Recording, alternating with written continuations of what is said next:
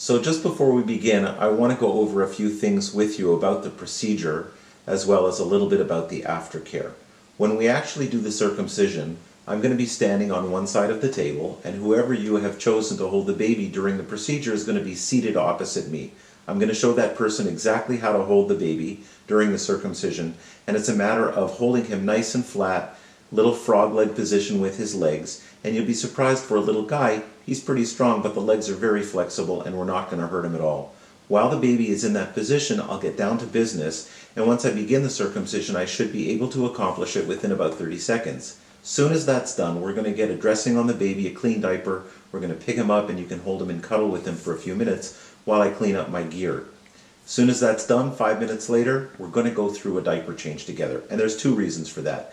Number one, I want to show you exactly how to change the baby's diaper every single time for the next 3 days. And it's simply a matter of a piece of gauze with some polysporin on it placed over the top of the baby's penis and close the diaper. So that in that way we always have a little barrier between the penis and the diaper that will prevent sticking and infection. Super easy to do, and we're going to go through that together. Second reason is just so that we can look at the baby's penis together, and I can point out a couple of things to you that I mentioned on the information sheet, such as head of the penis, very red, absolutely. And it really has nothing to do with the circumcision per se. It's just that we're uncovering the head of the penis for the very first time. Right now it's a thin, sensitive layer of skin, which is mucosal, just like the inside of your mouth, and you'll see that's exactly how red it is. And it can stay that color red for the next few days until it starts to turn to a normal skin color. Absolutely no problem. Red is fine. Forget about it. The second thing that we're going to see is a little bit of swelling. On the top of the penis, not much. On the underside, that's where the swelling comes out, and it's going to look like a little fat lip between the head and the shaft running right across the bottom.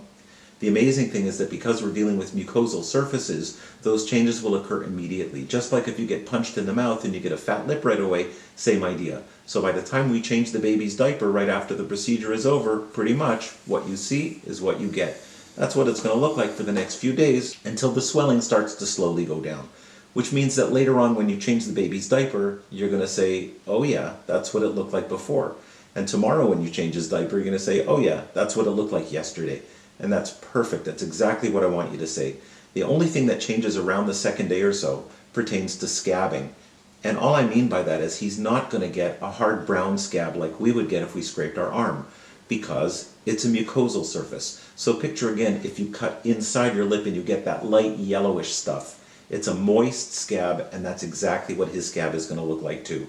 Now, in a few days he may not have any at all, and that's normal, but most likely he is going to have some. So if you start to see some light yellow or a white crust or a film at the top or at the bottom, or even if it goes all over the head of his penis and it's stuck to him, that's his scab. It's totally normal. Leave it alone. It's going to take care of itself. Now, all of that stuff that I've just mentioned, I know it is on the information sheet. I know you read it over, and it is there for you as a resource. And I promise that everything is on my website. So if you go either to the Brit Milah page or the infant circumcision page, you can read all the sidebars from top to bottom.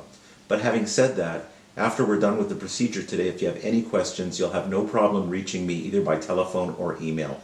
And if I haven't heard from you guys by tomorrow, I will definitely be calling you. I want to make sure that you're doing okay with the baby, and we'll take things from there.